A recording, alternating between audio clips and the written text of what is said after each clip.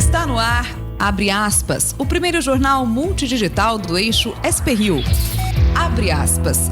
Apoio. FIA. A FIA faz diferença. Sicredi. Gente que coopera, cresce. Quinta-feira, 7 de novembro, com transmissão ao vivo pelos Facebooks da SP-Rio Mais e do Jornal Vale, está no ar o Abre Aspas, direto dos estúdios da SP-Rio Mais, no Jardim Aquários, em São José dos Campos, São Paulo. E nesta edição, leilão do pré-sal tem arrecadação 30% menor que a prevista. Senado aprova PEC paralela que inclui estados e municípios na nova reforma da Previdência. Câmara aprova PEC que transforma agente penitenciário em policial. Bolsonaro transfere Secretaria de Cultura para o Ministério do Turismo. Quase 3 meses depois da publicação do edital, a Aeronáutica muda a regra para a escolha de novo reitor do ITA e beneficia um candidato. Após 23 anos, IFAM deve concluir tombamento dos prédios da tecelagem Paraíba em São José dos Campos. Projeto na Câmara de São José propõe desconto de 30% no IPTU para residências vizinhas à Revap. Estas e muito mais notícias na edição de hoje do Abre Aspas, logo após o comercial. Fique com a gente.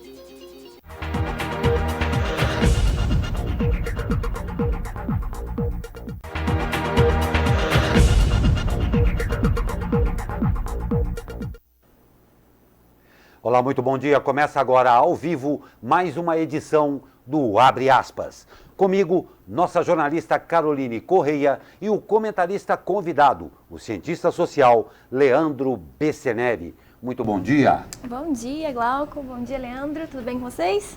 Bom dia para vocês. Vamos a mais uma edição, então? Vamos lá. Mais uma. Na tarde de hoje será a retomada do julgamento à prisão em segunda instância. A expectativa é de que a sessão encerre a votação ainda hoje. O julgamento começou em 17 de outubro e até agora 7 ministros votaram. Faltam 4 votos. Até o momento, o placar está 4 votos a favor e 3 contra. Ao final do julgamento, o Supremo vai definir o momento em que uma pessoa condenada poderá ser presa.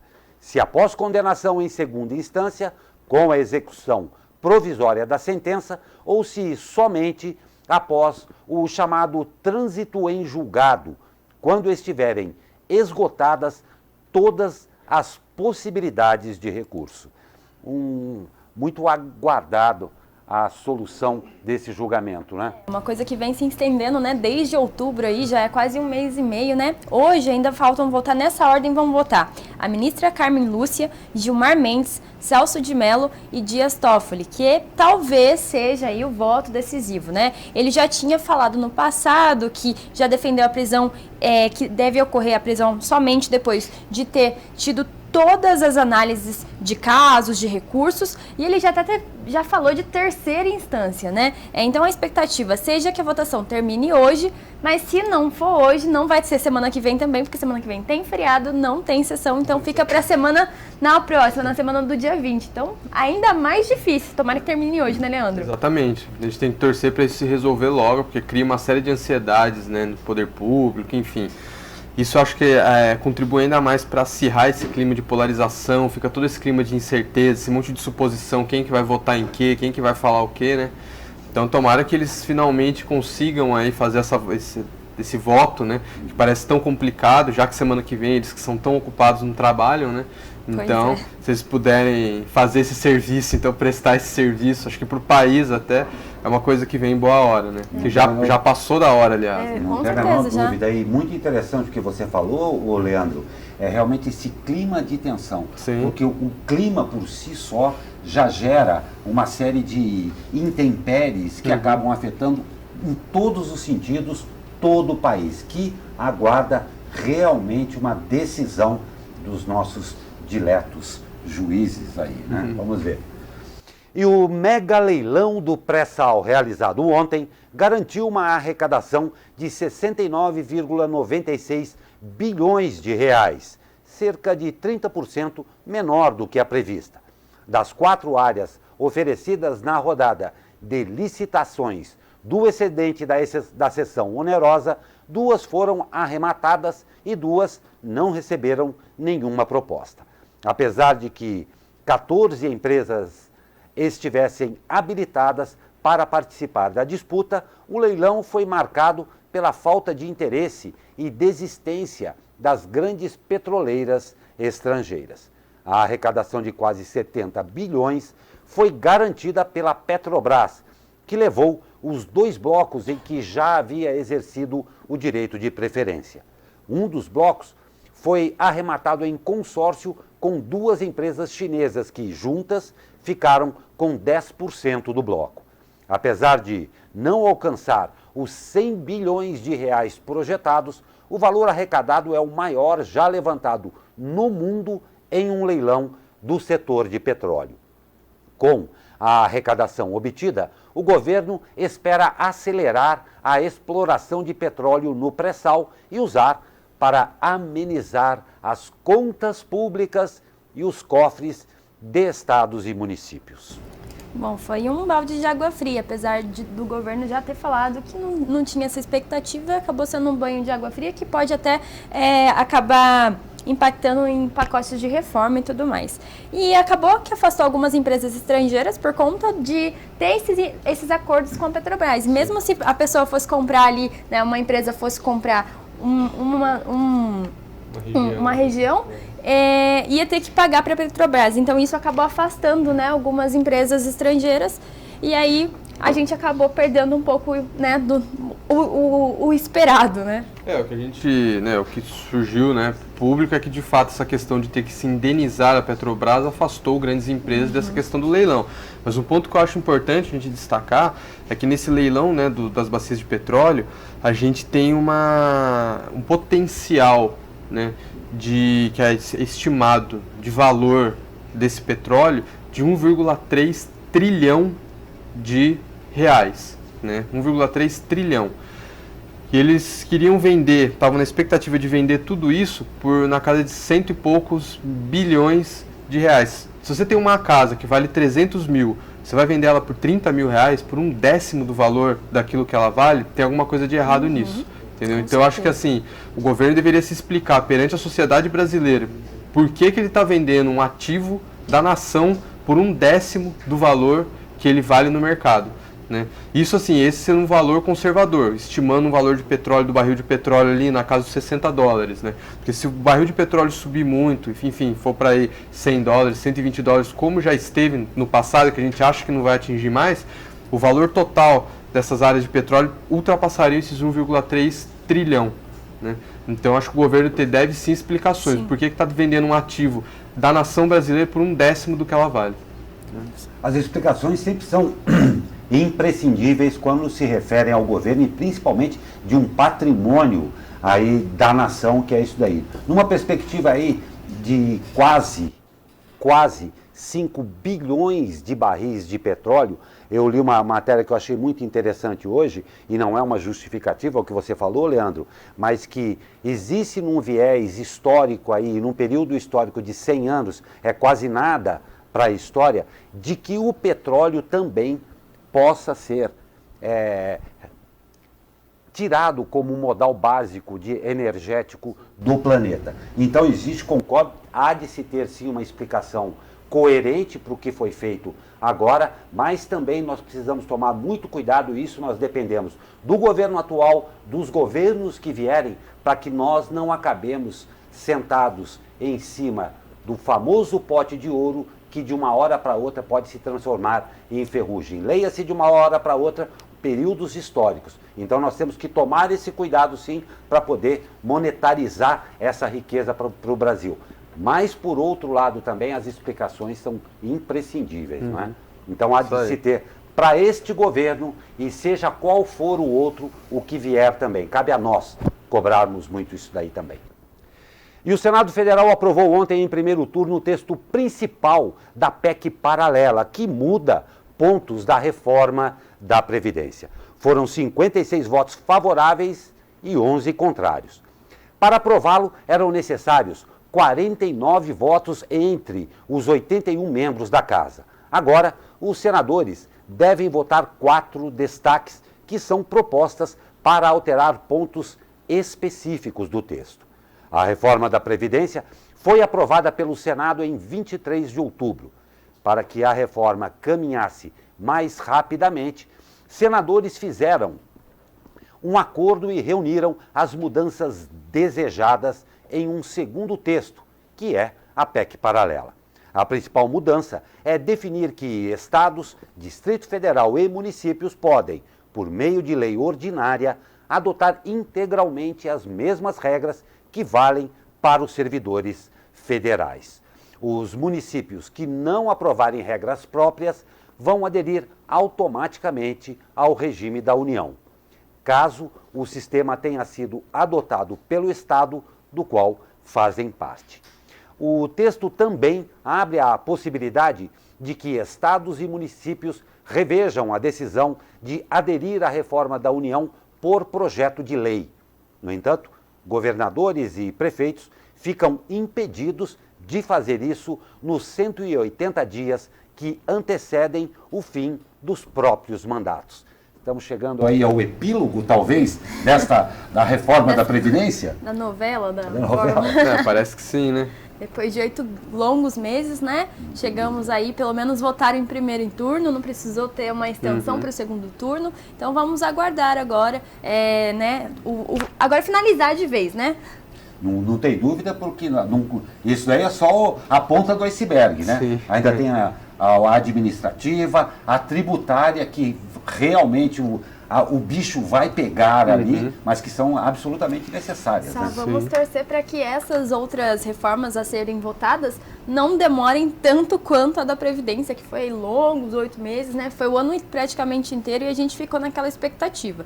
E essas reformas que a gente está precisando tanto agora também, né? Não, eu lembro, olha, eu acho que não foram só 8 meses, não, são 20 anos e 8 meses, né? Exato, quase um Juscelino Kubitschek ali, né? 50 anos em 5. Uma geração inteira, praticamente, para fazer isso daí. E o presidente do Senado Federal, Davi Alcolumbre, anunciou que na próxima terça-feira será a solenidade de promulgação da reforma da Previdência. O texto foi aprovado pelo plenário da Casa em 23 de outubro, mas a data de promulgação ainda não havia sido divulgada. A reforma tem potencial de gerar uma economia de 800 bilhões de reais em 10 anos, segundo o cálculo atual do Ministério da Economia. A meta inicial do ministro Paulo Guedes era garantir a economia de 1 trilhão em 10 anos, mas o texto, como nós já falamos, sofreu várias modificações durante as discussões no parlamento. Secretaria da Cultura muda de ministério.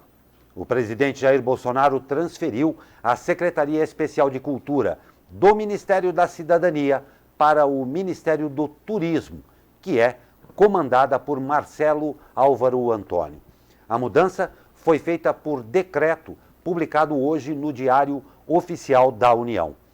A Secretaria de Cultura foi criada para substituir o Ministério da Cultura, que foi extinto no início da gestão do presidente. O decreto também transfere para o Ministério do Turismo a Comissão Nacional de Incentivo à Cultura, responsável sobre os pedidos de artistas que buscam financiamento por meio da Lei de Incentivo à Cultura, conhecida como a Lei Rouanet. A transferência ocorre um dia depois de o governo exonerar o então secretário de Cultura Ricardo Braga, que ficou 2 meses no cargo. Braga havia substituído Henrique Pires, que deixou o posto em agosto, depois que o Ministério da Cidadania suspendeu um edital com série sobre temas LGBT. Bom, acho que o Ricardo Braga pode ser substituído aí por Marcos Soares, do DEM, que ele é filho do pastor Romildo Alves. Esse posto, essa nova nomeação foi feita ontem pelo porta-voz da República, né? E a possibilidade... E hoje o Bolsonaro vai encontrar o Romildo Alves, né? Que também já... Conhecido como R.R. Soares. R.R. Soares, isso mesmo. Então vamos ver aí. Então assim, o presidente da República, olha que maluquice, uma coisa surreal. Primeiro ele acabou com o Ministério da Cultura. Né? Esse é o primeiro ponto. Depois ele transfere o Ministério da Cultura, a Secretaria de Cultura, para o Ministério do Turismo, que é do Marcelo Antônio aí, que ele está sendo investigado pela questão do Laranjal do PSL. O governo que se dizia contra a corrupção está passando pano, está passando a mão na cabeça desse cara aí, não tomou nenhuma providência até agora contra esse ministro. Transfere a Secretaria de Cultura para o Ministério do Turismo. Então, assim, mais um absurdo. E para piorar a situação ainda, mas acho que é tudo com a cara do Bolsonaro. Acho que esse tipo de coisa, assim, é a cara do governo dele. É pegar o filho de um pastor com quem ele vai se reunir para colocar como secretário de Cultura Nacional. Ou seja, acabou a mamata, não acabou porcaria nenhuma, acabou a corrupção, não acabou porcaria nenhuma. É agora que a gente está vendo como que a coisa funciona de verdade. Ele está escancarando para a gente como que funciona a gestão no Brasil. Com base na indicação, na incompetência, na irracionalidade. Né? Então não adianta querer ter estado mínimo quando quem está governando está fazendo esse tipo de besteira. Né? É importante ele fazer isso, na minha opinião, porque vai ficar um marco na gestão dele. Olha, esse é um governo que não está nem aí para a cultura. Esse é um governo que não liga para isso. Entendeu? Então, assim, não dá nenhum tipo de importância e ainda coloca essa secretaria num ministério de alguém que é investigado por corrupção, chefiado por um filho de um pastor. Então, assim, acho que é a pior situação possível, que mostra a cara desse governo. E aí a gente até puxa para o Enem, né? Que teve, né, a redação que voltou para a democratização do cinema e a gente vê que nem 20% da população que fez o Enem tem acesso ao cinema. Como é que vai falar de um negócio que você não conhece, não tem condição? E aí, mas essa gestão agora, com essa parte de movimentar a secretaria para o turismo, a gente fica como agora? Exatamente, o que a gente percebe é que não existe um planejamento. Eles não têm um planejamento estratégico de longo prazo, com metas, com prazos, entendeu?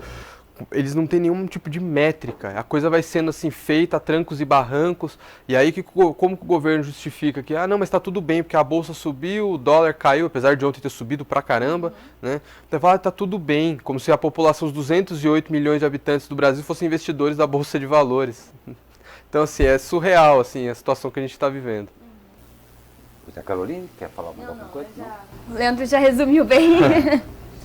E aprovada a lei que altera a carreira de agentes penitenciários. O plenário da Câmara aprovou na noite de ontem o texto base da proposta de emenda à Constituição do Senado, que cria as Polícias Penais Federal dos Estados e do Distrito Federal, transformando as carreiras de agentes penitenciários.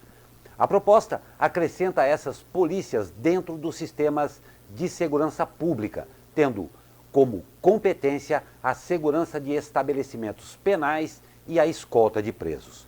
A intenção do texto, de autoria do senador Cássio Cunha Lima, do PSDB, é liberar policiais civis e militares das atividades de guarda e escolta dos detentos, regulamentando a profissão como a de policial.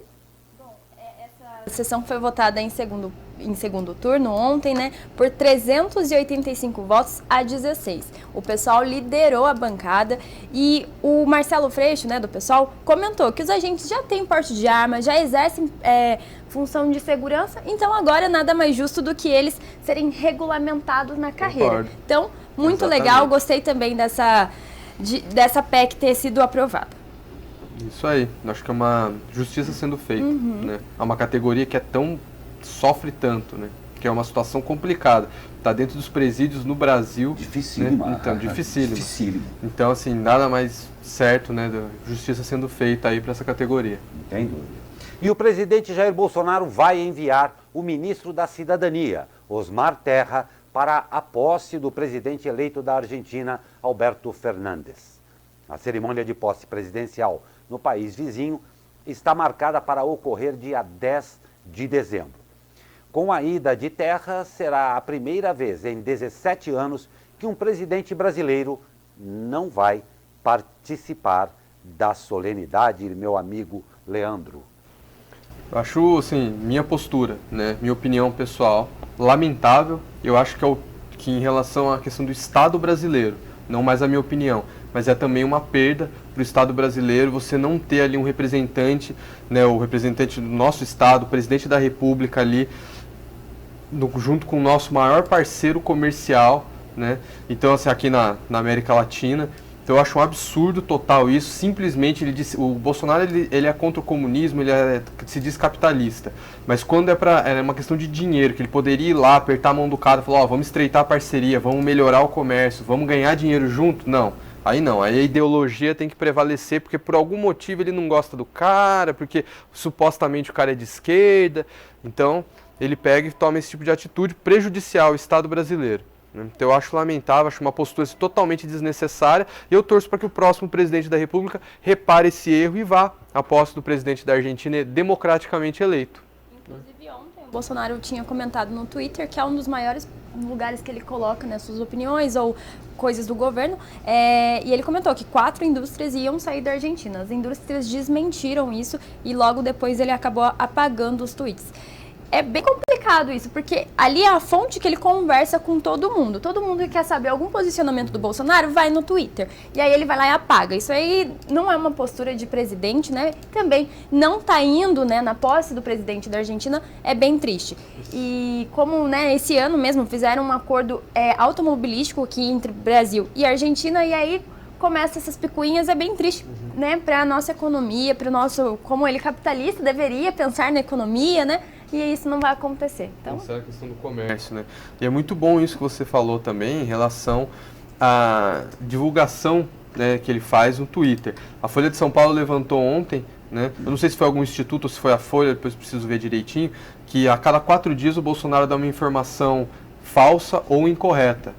Então entra pra conta essa daí do Twitter, que ele deu mais uma informação falsa que depois ele foi lá e apagou. Né? O Twitter do Bolsonaro é sempre repercussão, né? A gente já vem aí desde o vídeo do Rei Leão lá, né? Que o pessoal fez bastante meme e tudo mais. Mas é complicado, então vamos desde aguardar. O vídeo do Golden Shower. É verdade, do Golden Shower. Mas é que aí... toda semana tem alguma coisa nova. Pois é, nós vamos para um rápido comercial e voltamos com o tempo e uma entrevista com o diretor cultural da Fundação Cultural Cassiano Ricardo de São José dos Campos, senhor Washington Freitas, o Tom, e a gente vai falar sobre o mês da música e muito mais. E claro, nós queremos a sua participação, porque nós estamos ao vivo. Grande chance de você poder bater um papo também com o Tom. Rapidinho, depois do comercial. Só te interromper, já tivemos participação aqui, que a gente está batendo tanto papo que eu não olhei. Bom, o Zoroastro da Silva mandou aquele bom dia, uma feliz quinta-feira, um abraço para todo mundo. Bom dia para você, Zoroastro. E também o Luiz Rosa, que está sempre com a gente, mandando aquele bom dia, amigão Glauco. E a todos vocês, jornalistas também. Muito bom dia, Luiz Rosa. Bom dia. Bom dia, já voltamos logo após o comercial.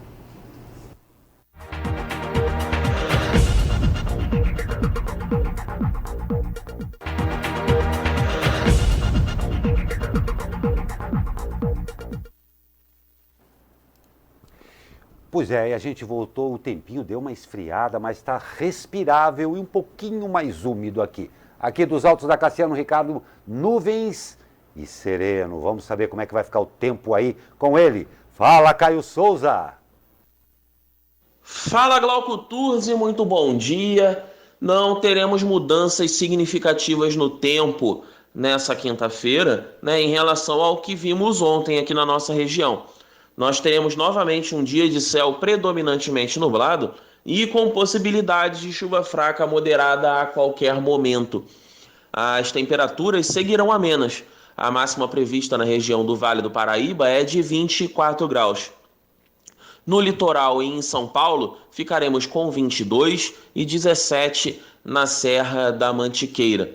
No final da tarde, poderemos ter umas pancadas de chuvas e pancadas isoladas, né? E com intensidade um pouco mais forte.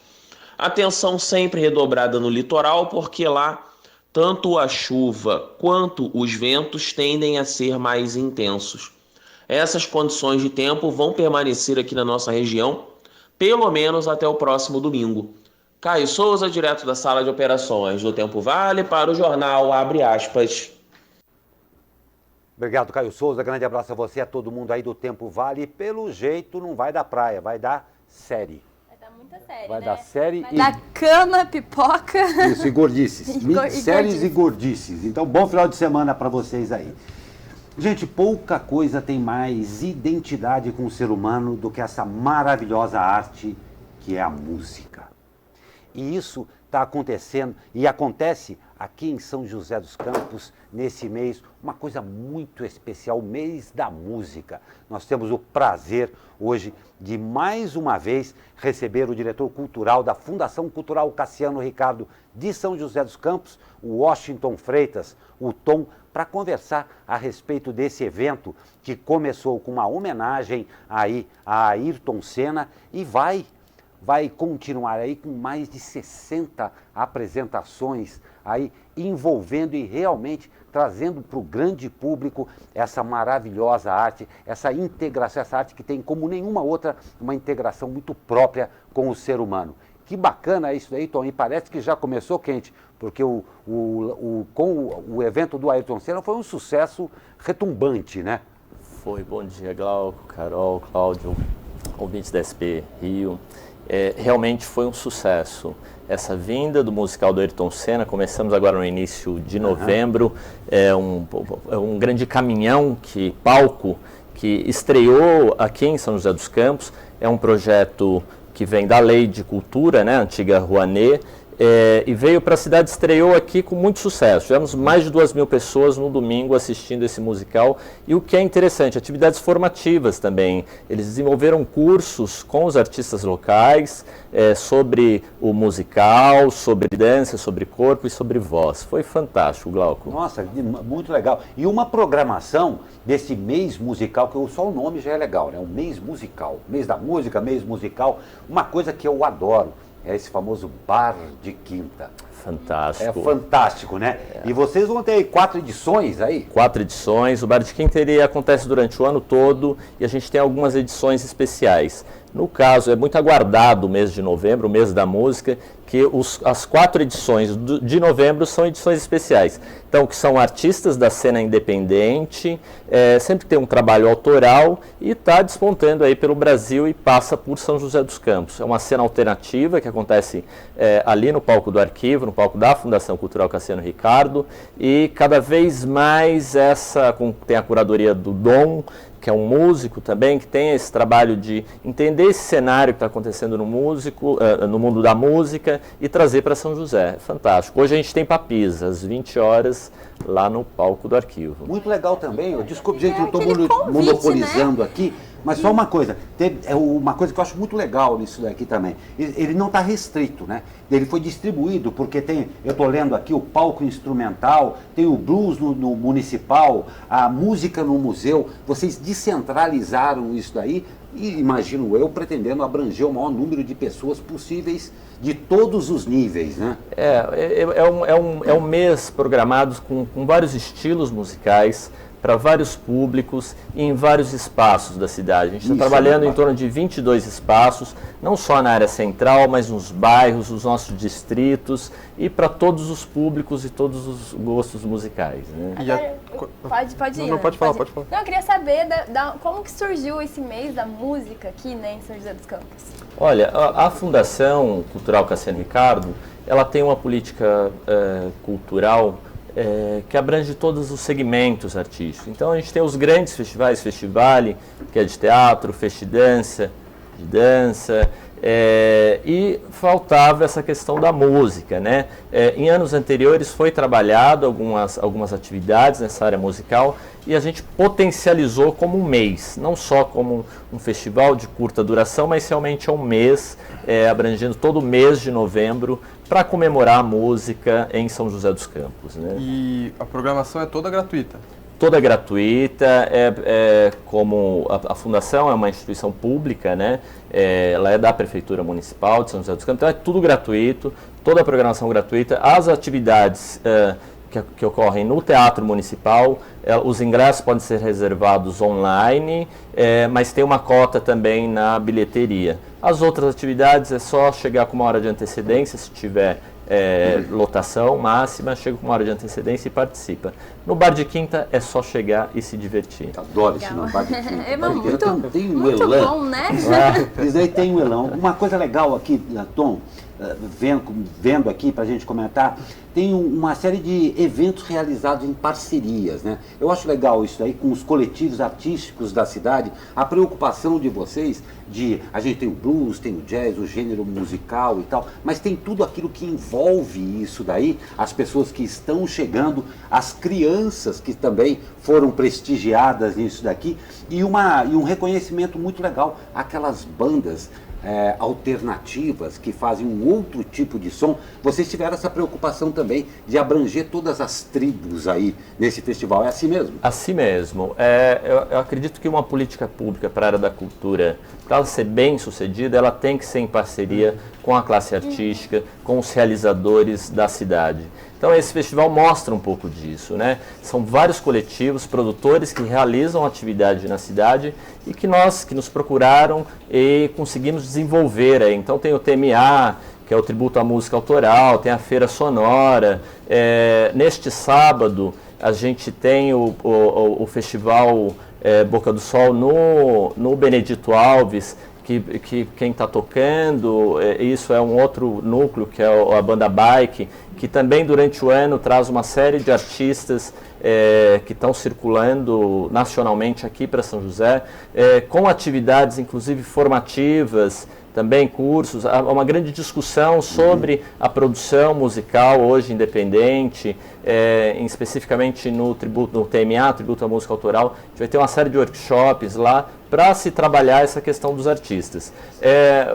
Acho que é interessante, essa questão da criança é fundamental, né? Você tem esse público na cidade, é necessário desenvolver ações para eles, e vai acontecer no nosso Museu Municipal uma atividade, o Festança, que é música para criança. Tudo que a gente falou aqui a respeito, tá tudo efetivo esse ano, está tudo funcionando agora em 2019. Não, tá tudo certo, tudo correu durante o ano e agora é o momento da grande festa, né? Certo. O momento da festa, tudo gratuito. Esse também é de um coletivo, esse que acontece no Museu Municipal para criança, também são vários grupos que têm um trabalho em São José dos Campos voltado para criança. Então esse grande encontro ali no auditório do museu, e ali avança, para além da música, você tem o Museu Municipal, você tem um educativo lá, que vai desenvolver oficinas com essas crianças, oficinas de isogravura e tal. Então aproveita que você está no espaço museográfico, museológico, e desenvolve a música com as artes visuais. Aqui tem tudo a ver também. Qual que é o endereço, só pra gente... Fica na Praça Afonso Pena, ali na antiga Câmara Municipal, ao lado do Shopping Centro. Legal. No festival, a gente tem assim muitos artistas se inscrevendo para poder participar, e tem uma seletiva, tudo mais. Como que o artista voltado à música pode participar do mês da música? Olha, o mês da música a gente já fechou essa programação, né? Mas pensando aí no próximo ano e nas outras ações que a gente tem voltadas para a questão dos artistas, especificamente dos músicos, né? Tem essa curadoria desses vários projetos que acontecem. Esse ano a gente está com uma novidade que é nos Bailes da Vida, que é um novo projeto que a gente está trabalhando com músicos da cidade, músicos de barzinhos, tal, que a gente, com esse título, nos Bailes da Vida, essa questão do artista tem que ir onde o povo está. Então a gente, todo domingo, a gente tem lá no Parque da Cidade, às 11 horas, um palco para esses artistas, vão estar se apresentando, e em outros espaços também. Mas a gente tem o programa, um edital que se chama Circulação, que também os artistas podem se inscrever de todas as áreas, no caso da música também, se inscreve, a gente abre esse edital, inscreve, manda a sua proposta, e tem uma comissão avaliadora externa que faz a avaliação, a pontuação, e esse artista fica cadastrado com a gente, e depois a gente circula com ele durante o ano todo e nesse auge no mês da música. A gente vai reabrir esse edital, isso é interessante, porque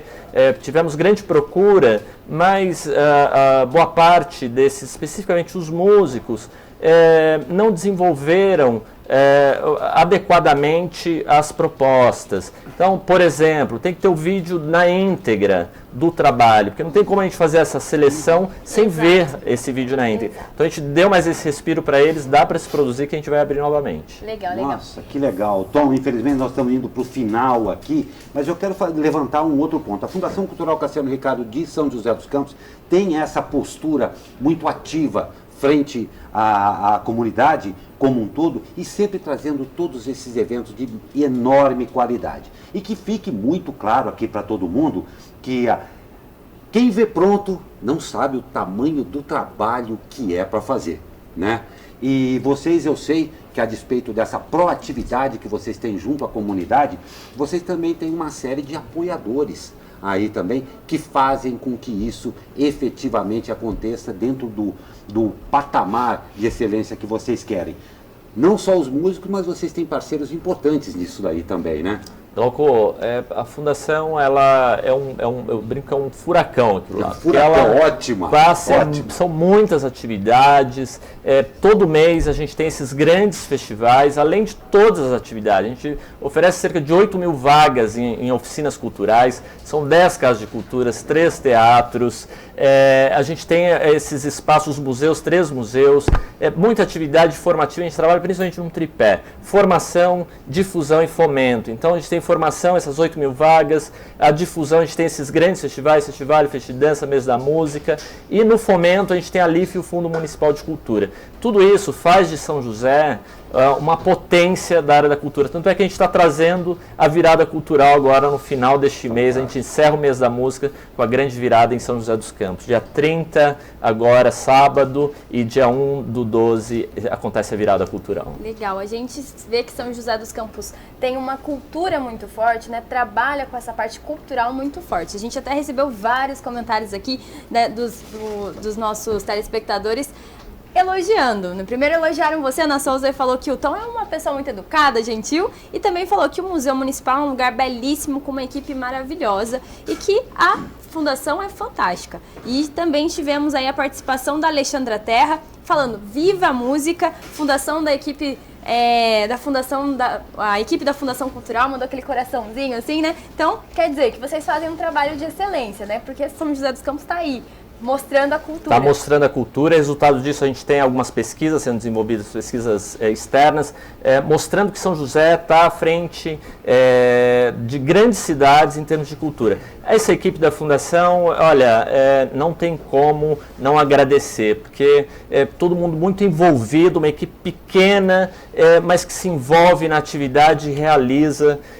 Realmente, obrigado, equipe da Fundação Cultural Cassiano Ricardo, todos os coordenadores das casas de culturas, os produtores que são nosso parceiro, Aldo Zonzini, que está na presidência, é o grande nome aí que comanda tudo isso, e a população que tem prestigiado cada vez mais as nossas atividades, né? Nossa, que fantástico, nada... A melhor propaganda para um bom trabalho é indiscutivelmente um bom trabalho. É o caso da Fundação Cultural Cassiano Ricardo. Não estamos jogando nenhum confete não, porque você pode conferir isso daí o tempo inteiro. Washington Freitas, nosso cordial, muito, muito obrigado. Saiba que nós estamos sempre abertos aqui para a Fundação, para vocês, para trazerem essas boas e maravilhosas notícias da tão necessária cultura no nosso país e que acontece aqui em São José dos Campos através da Fundação. Então, só para reforçar, quem quiser estar olhando a programação para poder participar, onde que pode olhar? No site da Fundação Cultural Cassiano Ricardo, no site da Prefeitura de São José dos Campos, no nosso Facebook, toda a programação completa está lá. E prestigiem, gente, o mês foi preparado para vocês, venham, tudo gratuito, tá bonito o mês. Gratidão por vocês, por deixar a gente falar um pouco da cultura de São José dos Campos, da música de São José dos Campos. É fundamental essa ação que a rádio desenvolve conosco em parceria, e viva o mês da música. Muito obrigado, grande Tom. Leve o nosso abraço ao presidente Aldo Zonzini e conte sempre com a SP Rio Mais. Muito obrigado pela sua presença. Obrigado. E obrigado a você também pela sua participação. Nós vamos para um rápido intervalo e já voltamos. Fique com a gente.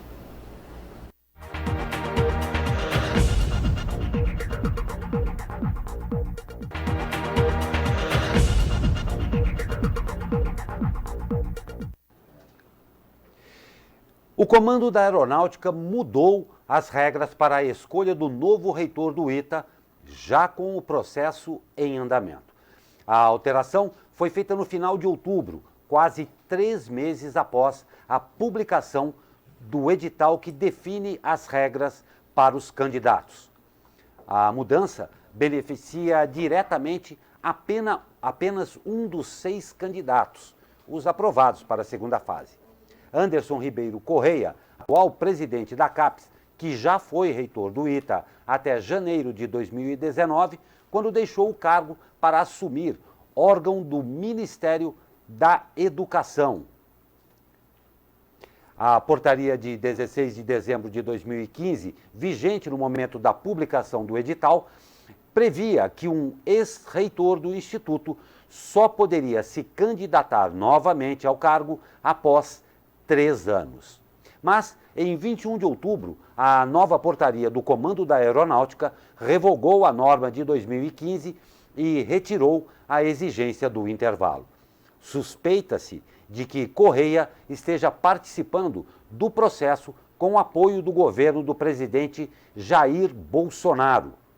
A tese ganhou força depois de uma entrevista ao jornal O Globo em 22 de outubro. Na ocasião, Correia afirmou que disputava a seleção do ITA por ser um servidor federal e trabalhar onde o governo federal estipular. Correia foi procurado pela SP Rio Mais e, por meio da assessoria da CAPES, informou que não comentaria o caso. O ITA e o comando da Aeronáutica também preferiram não responder aos questionamentos.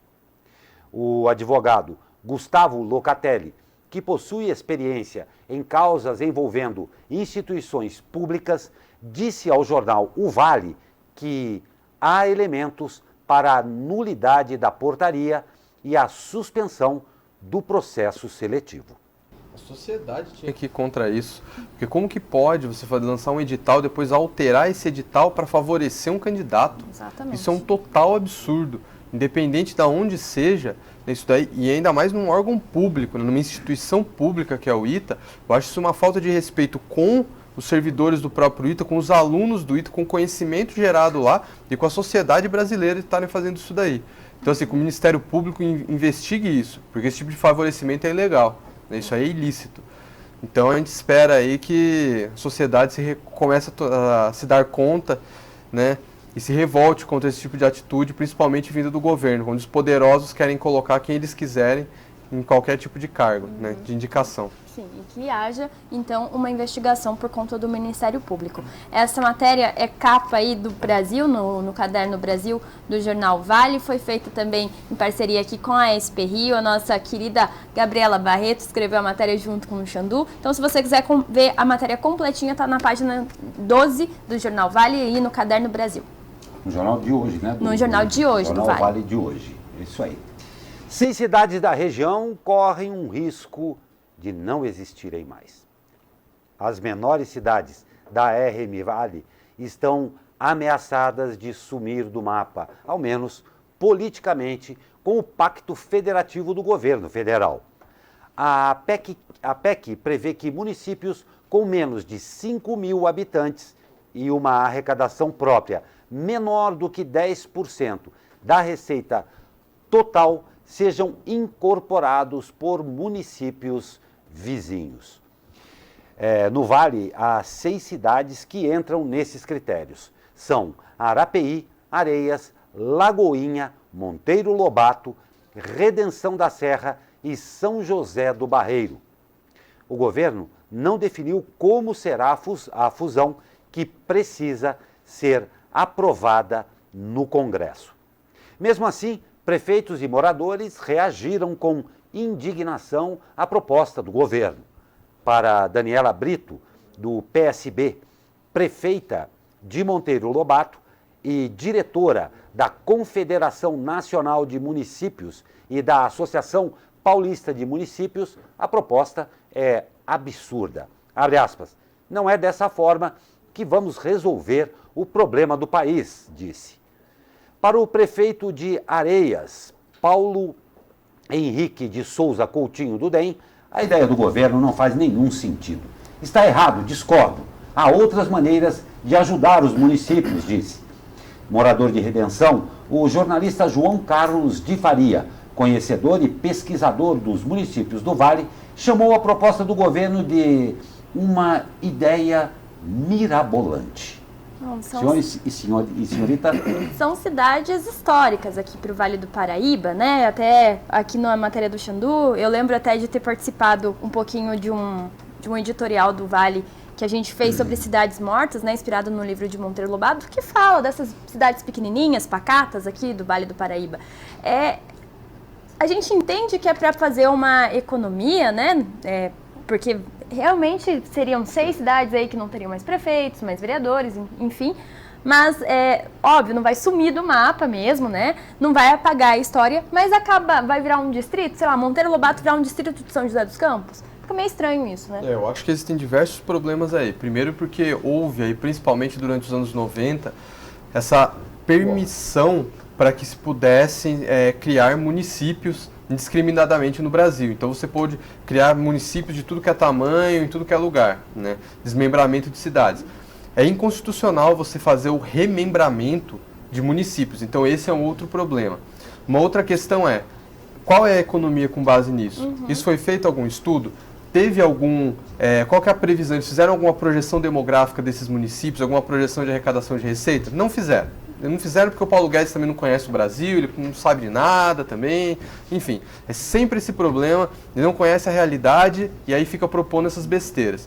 E tem um outro ponto, que é uma coisa que é pessoal, que é minha opinião, que eu acho que eles incluem esse tipo de medida polêmica para jogar uma nuvem de fumaça, né, sobre a questão, porque assim, a reforma administrativa ela é importante para o nosso país.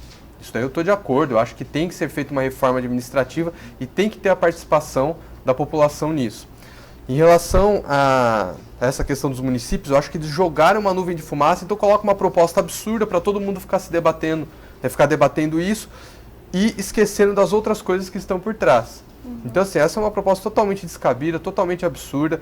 Eu acho que de fato existem questões que não são bem equacionadas em relação à população, em relação ao orçamento, que precisam de fato serem equacionadas. Agora, não é extinguindo cidades, como você muito bem falou, a cidade não vai desaparecer, ela vai fundir a outra cidade, que o problema será resolvido. E a gente tem que pensar, aí a gente começa a entender como é que essas pessoas não entendem nada de gestão pública, não entendem nada, assim, uma situação completamente complicada, porque a partir do momento que você incorpora uma população a um determinado município, esse município vai passar, até por lei, a ter o direito de ter mais vereadores, e você vai ter, esse município, com o aumento da população, vai ter o direito de receber um fundo municipal, né, fundo de participação municipal maior. Então essas pessoas não prevêem, eles sugerem essas coisas mirabolantes sem olhar como que vai funcionar a coisa sob o aspecto da gestão pública. Então assim, as demandas nesses municípios vão ser maiores, então não é uma questão simples, acho que é uma questão polêmica e, no meu ponto de vista pessoal, é só para jogar uma nuvem de fumaça sobre outras questões que estão ali encobertas por essas polêmicas. Né? É isso. Então a gente vamos esperar aí, como disse, não foi colocado no Congresso ainda uma proposta de como que vai ser, então vamos aguardar o desenrolar de tudo isso. Fora a perda política disso, porque você imagina, o governo vai ter uma perda política muito grande, de apoiadores ou não, né? Que ele vai ter que lidar com tudo isso daí, de acabar com, enfim, se eu não me engano eram quase 1000 prefeituras que estavam correndo esse risco aí. Imagina isso daí. Então, eu duvido um pouco que isso vá passar, duvido que isso vá para frente. Tá certo. E a Secretaria de Desenvolvimento Regional liberou R$600 mil para os municípios de Jambeiro e Canas. Cada um receberá R$300 mil para obras de infraestrutura. Em Canas, o dinheiro será usado para recapeamento asfáltico, guias pré-moldadas. Em Jambeiro, para a execução de obras de recapeamento, pavimentação, drenagem, guias e sarjetas. Os convênios serão publicados na edição desta semana do Diário Oficial do Estado. Em um processo que já dura 23 anos, o IPHAN, Instituto do Patrimônio Histórico e Artístico Nacional, terá que concluir o tombamento dos prédios da Tecelagem Paraíba em São José dos Campos, onde atualmente funciona a sede da Fundação Cultural Cassiano Ricardo. Uma decisão da Justiça Federal que atende pedido feito pelo Ministério Público Federal em uma ação civil pública deu 180 dias para que o IPHAN finalizasse o processo.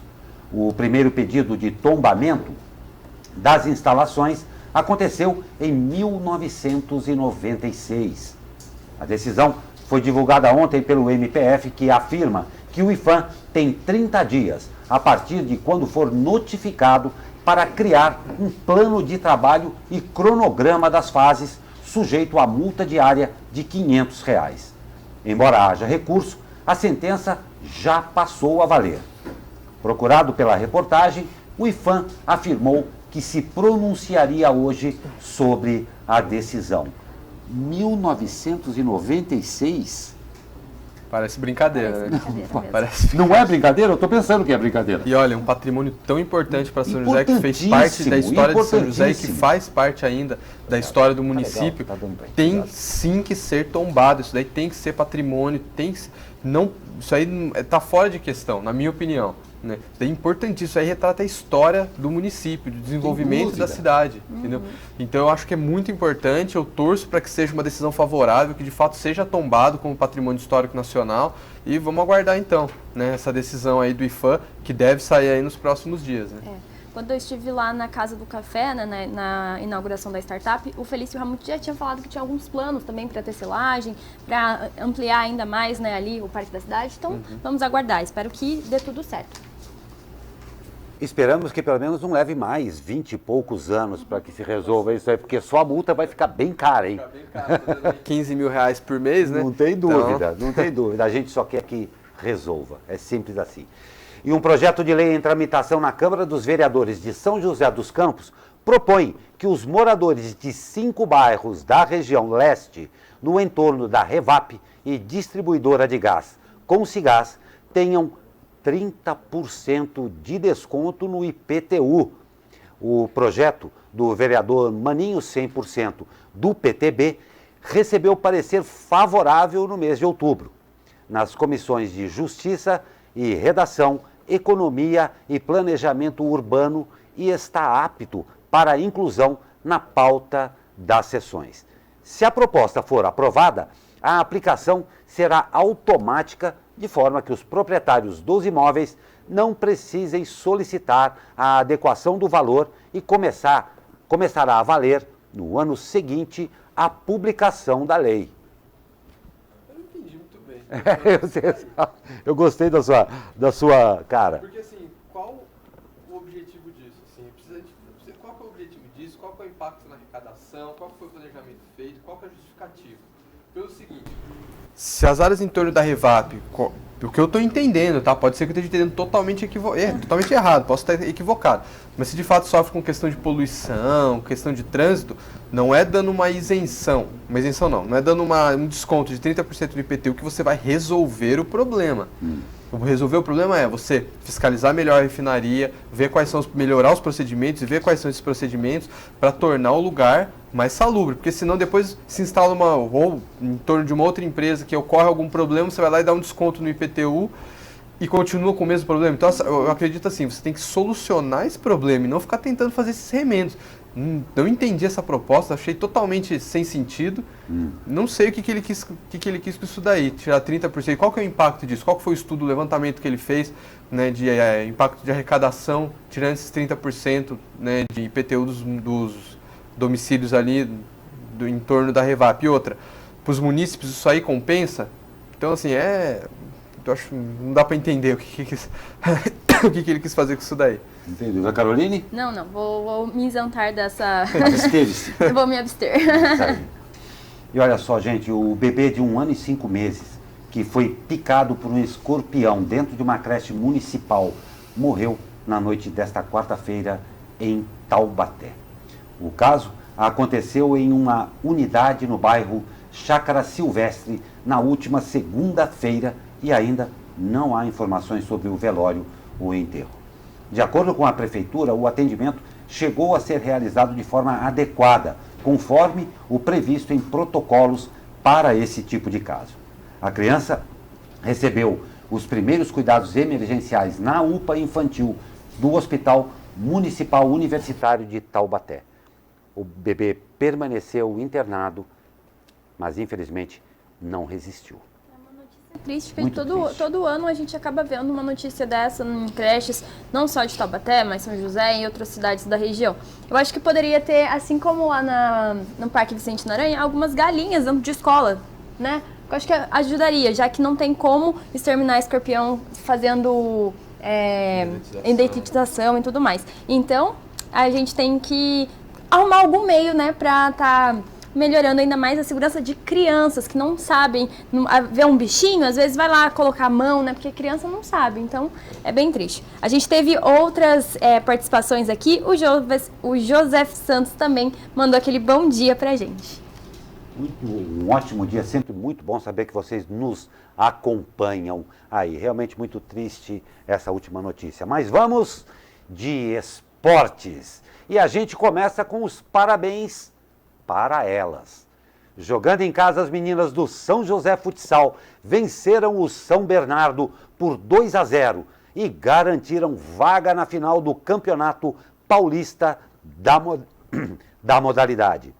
Agora, as joseenses esperam as adversárias da outra semifinal, que será disputada entre Taboão da Serra e Santo André, nos dias 11 e 14 de novembro. Ainda sobre futsal, mas agora dos meninos.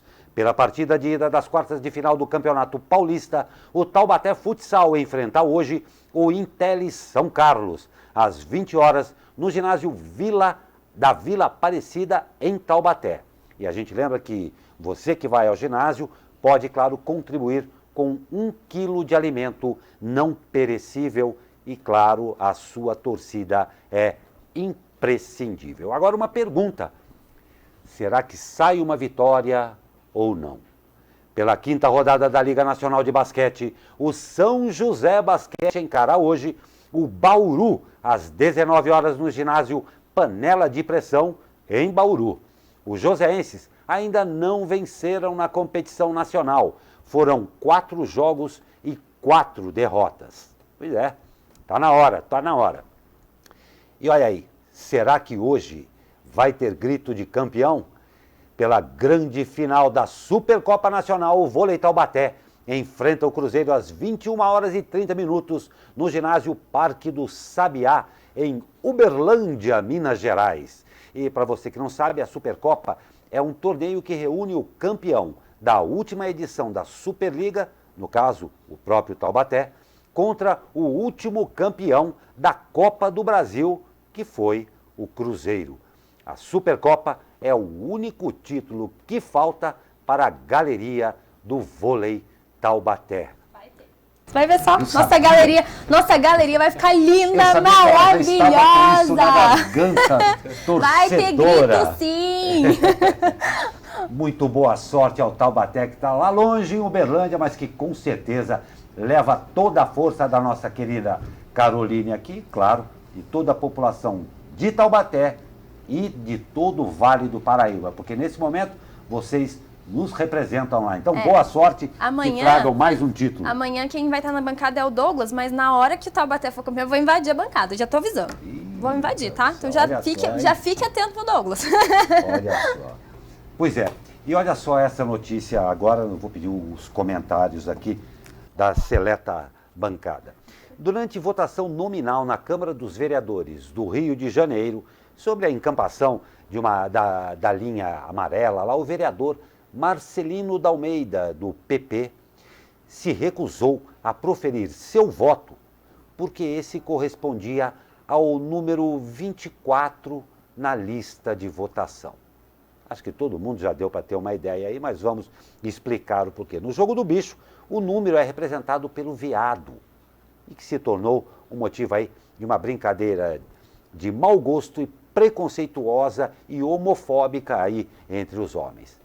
Ao ouvir o seu nome lá ser chamado na lista de votação, Marcelino permaneceu em pé em silêncio, enquanto os demais colegas reagiam com risos e vaias ao fundo. Em seguida, foi advertido e pressionado pelo presidente da Câmara de que deveria votar em segunda chamada e assim o fez. Em nota, claro que isso vazou, e em nota na noite da quarta-feira, o vereador explicou a atitude do dia da votação. Ele disse que ele exerceu normalmente a função de vereador, votando a pauta do dia, e que em nenhum momento havia desrespeitado ninguém, que ele não teve essa intenção. Pediu desculpa se alguém tivesse sido ofendido, votou em segunda chamada e disse que tenho o maior respeito pelo ser humano e não tenho preconceito com relação à diversidade sexual e de gênero. Eu sei que é uma tarefa difícil, mas eu vou pedir uma breve análise a vocês aqui. Primeiro que ele pode ter o risco de ser cassado, sim, já está saindo esse suposto, né, lá pela Câmara e tudo mais, mas pelo amor de Deus, né, a gente está no século XXI, onde a gente... Qual que é acho que a gente tem que pensar sobre qual que é a maturidade que um cidadão como esse tem para exercer um cargo de vereador no município como o Rio de Janeiro, que é um dos mais importantes do país, um dos maiores países do mundo, que é o Brasil. Você tem um vereador com esse tipo de maturidade, com esse tipo de falta de maturidade, de despreparo. Né? Então eu torço para que seja cassado, que é uma idiotice o que ele fez, uma criancice, atitude de quinta série, que nem as crianças de quinta série hoje estão fazendo mais isso daí. Então, assim, é absolutamente ridículo, entendeu? Assim, é inexplicável, ele faz esse pedidinho de desculpas aí, que não é, só pela atitude dele, dá pra ver que esse pedido de desculpas foi protocolar, para aliviar a barra dele. Então, eu espero sim que o processo de cassação seja, siga, que isso daí seja de fato executado e que ele sofra as consequências disso. Porque isso daí é uma palhaçada e um desrespeito com o contribuinte do Rio de Janeiro que paga o salário dele e que esse funcionário público, como todos os políticos que são funcionários públicos, tomando esse tipo de atitude. Né? Se ele estivesse numa empresa e ele fizesse isso, desse tipo de criancice, ele poderia ser mandado embora na mesma hora. Exato. Então tomara que isso aconteça. Exatamente. A gente vê aí, por exemplo, com certeza ele fez esse tipo de brincadeirinha em campanha. E muitas das pessoas que votaram nele devem ser homofóbicas. Esse tipo de brincadeira não é aceitável, porque ele representa pessoas homoafetivas. E como se eu fosse homoafetiva, eu não queria pagar o salário desse cara. Então, é uma brincadeira ridícula, isso não pode acontecer, ainda mais vindo de pessoas públicas, que representam nós. Então, eu, você, Glauco, todo mundo, isso não pode acontecer, esse tipo de brincadeira. A gente às vezes a gente sempre ouve esse tipo de comentário machista e homofóbico, o homem não faz 24 anos, faz 23 e 12 meses. Não, cara, faz 24 anos sim, todo mundo faz. Então, para com esse tipo de brincadeira, isso aí é inquestionável, é vergonhoso. É lamentável mesmo, e com um agravante aqui, que eu li aqui na matéria, tomara que seja realmente cassado, mas vou reler um pedacinho aqui. Ao ver seu nome sendo chamado na lista de votação, Marcelino permaneceu em pé em silêncio, enquanto demais colegas reagiam com risos e vaias ao fundo. Então tem um agravante muito sério, que a própria bancada também se dividiu entre os que apoiavam e os que não apoiavam. Lamentável atitude no Rio de Janeiro, que se impetre o que for necessário para que isso não aconteça mais. Isso acabou me lembrando um pouco aquela briga entre o Frota e o do Bolsonaro também, que teve toda aquela brincadeira, todo mundo rindo atrás. Gente, vocês são adultos, vocês representam um país, então para de fazer esse tipo de brincadeira, pelo amor de Deus. Não tenha dúvida, parem de brincar, já está de bom tamanho. Com esta pérola, nós vamos encerrando o Abre Aspas de hoje, agradecendo, claro, e muito a sua participação. E lembrando que amanhã tem mais. Eu agradeço demais também a Caroline Correia, ao Leandro Besseneri. Hoje nós nos alternamos entre boas, não tão boas, engraçadas e lamentáveis notícias aqui para terminar, mas eu agradeço muito a participação de vocês. Eu que agradeço. Bom dia e bom restinho de semana para todo mundo aí. Vamos lá, já está quase na sexta. Então vamos respirar aí que amanhã tem. Amanhã sextou. Amanhã tem sexta-feira. Mais uma vez, muito obrigado pela sua participação. Sempre muito bom tê-los conosco e até amanhã com mais um Abre Aspas.